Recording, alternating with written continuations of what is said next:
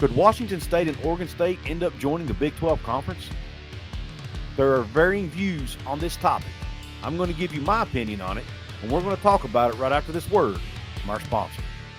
Ladies and gentlemen, this episode is brought to you by Dutch Miller Automotive, where friends and family pricing means you get the best deal right up front on any new or pre-loved vehicle in stock every time.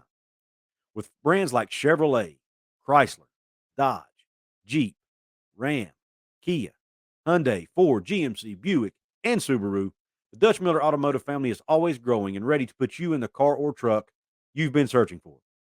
Check out our inventory across West Virginia at DutchMillerAuto.com or come in today to the home of friends and family pricing, only at a Dutch Miller Automotive store near you. What is up, college sports fans, Big 12 fans, fellow members of Mountaineer Nation?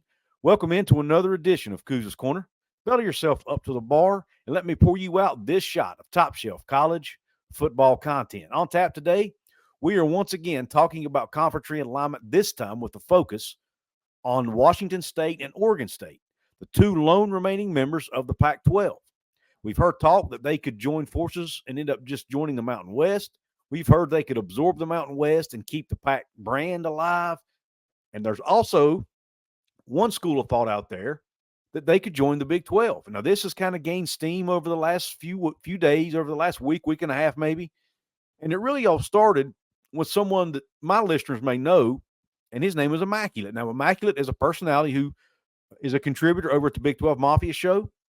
He's been on my show before, and he recently appeared about a week or so ago, appeared on an episode of Locked On Big 12. And Immaculate feels he's pretty confident that the Big 12 is going to expand by adding Washington State and Oregon State.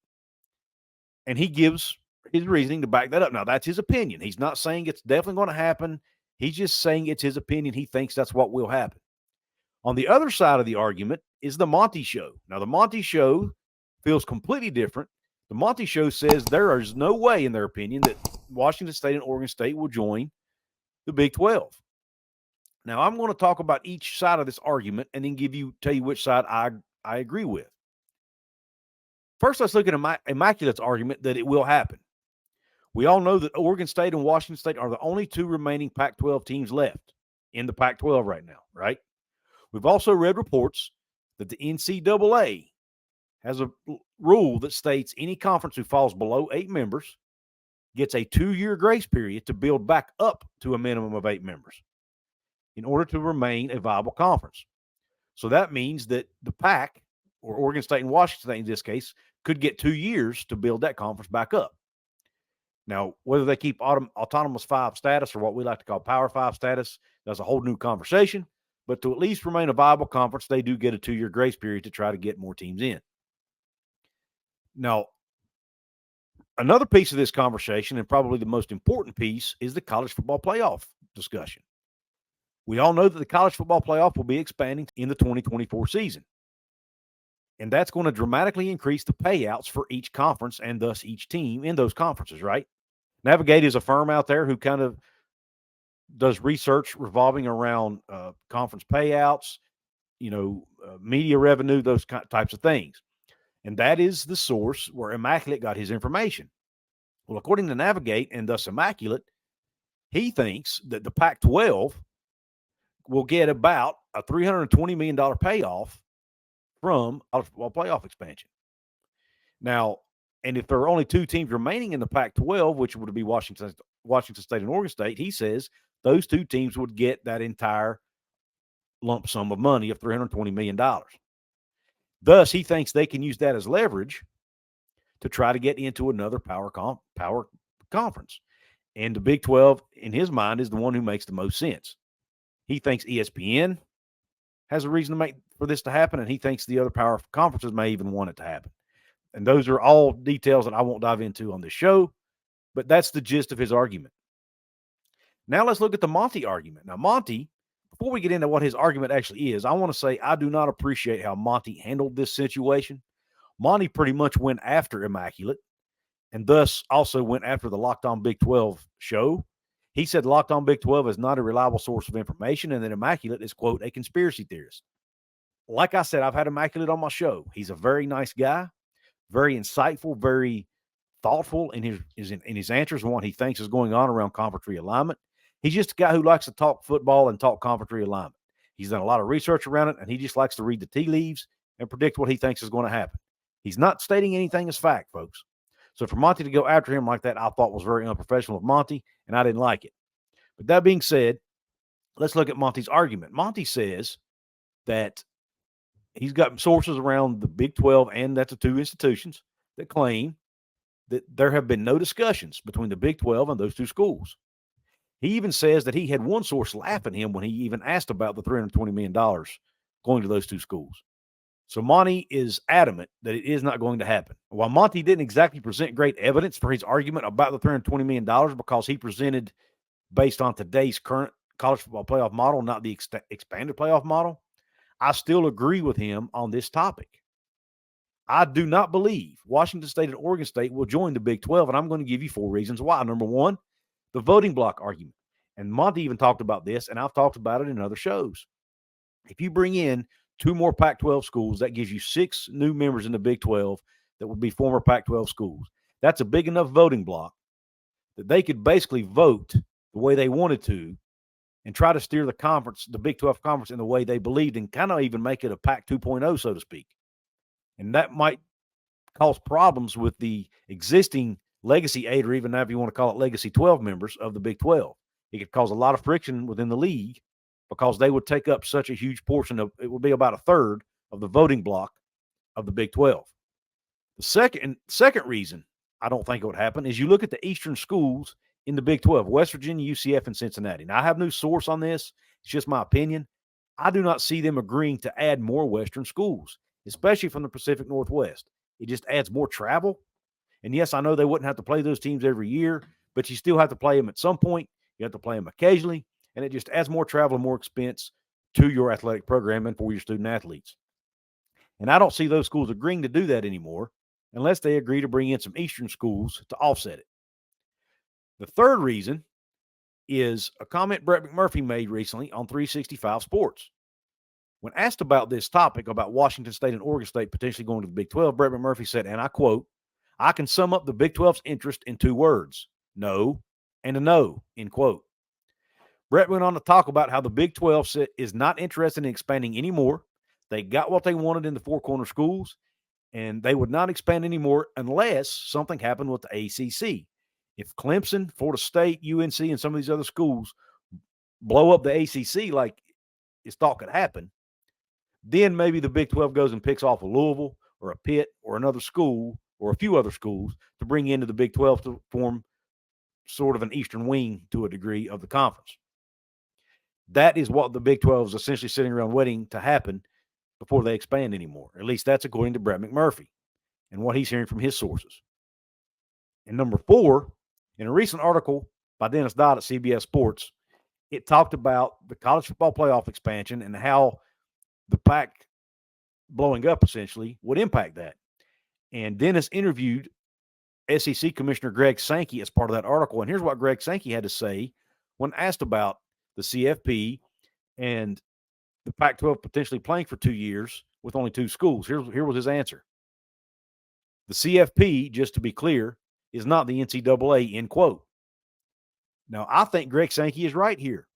The college football playoff can make decisions separate from the NCAA. I mentioned earlier about the NCAA bylaws allowing conferences to play with less than 8 members for 2 years.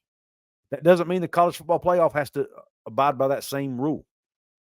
They could totally leave those schools out of the college football playoff discussion.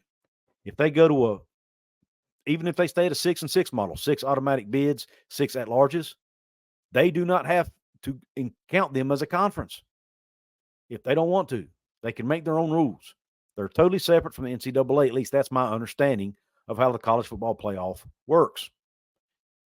So they could choose not to let them have the payout money, and they could choose not to give them access if they wanted. Now, Washington State University President Kirk Schultz is actually on the College Football Playoff Board of Managers who govern the College Football Playoff. And with the Pac-12 basically collapsing, many on the College Football Playoff Board want to change the structure of the College Football Playoff. They also need to renegotiate the CFP format from 2026 and beyond. That's when they basically have to what Brett Yormark said, could start from scratch and go to a whole different model if they choose. Many people feel, and I think Immaculate is one of those, that Schultz could use this position or his vote as part of this college football playoff governing board or board of managers. He could use leverage. He could basically say, hey, I'm not giving you guys anything unless you give Washington State a spot in a Power 5 conference. Now, is that possible? Yeah, I guess it's possible, but I think it's highly unlikely. Number one, Kirk Schultz is one voice out of 11. I don't think that committee is going to let anybody dictate what they talk about and run basically roughshod over the meetings. I don't see that happening. And even if he did, the Big 12 would have to agree to let those schools in. And folks, I go with Brett McMurphy here. Now, I like Immaculate. I think he's a great guy, and I hope to have him back on my show. But I just disagree with him on this. I do not think Washington State and Oregon State are going to the Big 12. When you go back and listen to what Brett McMurphy predicted when it came to the Big 10, to Oregon and Washington going to the Big 10, the Four Corner Schools going to the Big 12, he was right on almost all of those issues from the very beginning. And Brett McMurphy's not the type of reporter that comes out and says something unless he believes it to be true. And he said that the Big 12 was not interested in adding Oregon State and Washington State. Now, I know conferences can say things and then change their mind, or maybe they just don't want to let it out because it can influence the negotiations. I understand all of that. But Brett McMurphy has a lot of sources inside these conferences, schools, whatever.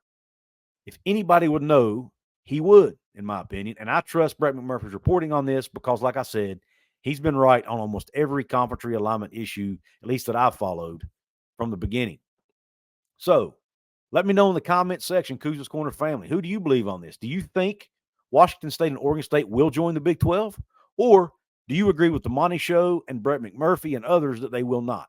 I want to hear your thoughts in the comment section. Also, please like the video. If you like this content right here today, please hit the thumbs up button. Really helps that YouTube algorithm. Please share it with your friends. Please subscribe to the channel if you haven't. Also, guys, if you want to support my channel financially, the easiest way to do so is to become a channel member, what I like to call a VIP member here at Couz's Corner. What's on the screen now are my club level members. It's $4.99 a month to join that level. My new members are Rectangle, Jim Himes, Cole D, Joey Foster, Blurn, Derek Randall, Andrew Smith, Bill G, Matador Mike, Hunter Guy 558, and Mad Dog Sports. Thank you all for your membership here at Couz's Corner. I've added 2 new perks to that level. There's a private Discord server for us to get on there and chat and talk about college football, West Virginia football, conference realignment, whatever. I may even share some nuggets that I get from inside sources on occasion.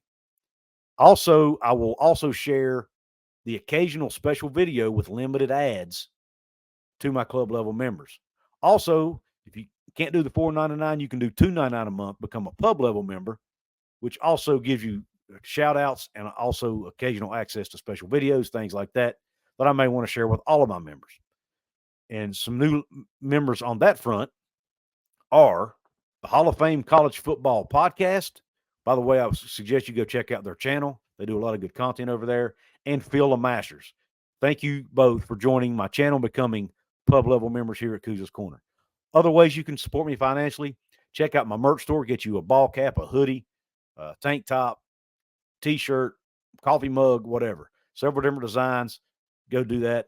You can hit the one-time button. It's a heart with a $sign in it. It's called the Super Thanks button. You can hit that, make a one-time donation, or you can just hit the Cash App, Venmo, or PayPal buttons in the description. And oh, speaking of description box, if you can't see a join button to join my channel, I'll leave a link to my channel membership also in the description box. Guys, I really appreciate all you've done to support me here. Appreciate you tuning in and watching this episode. And until the next one, Q Country Roads.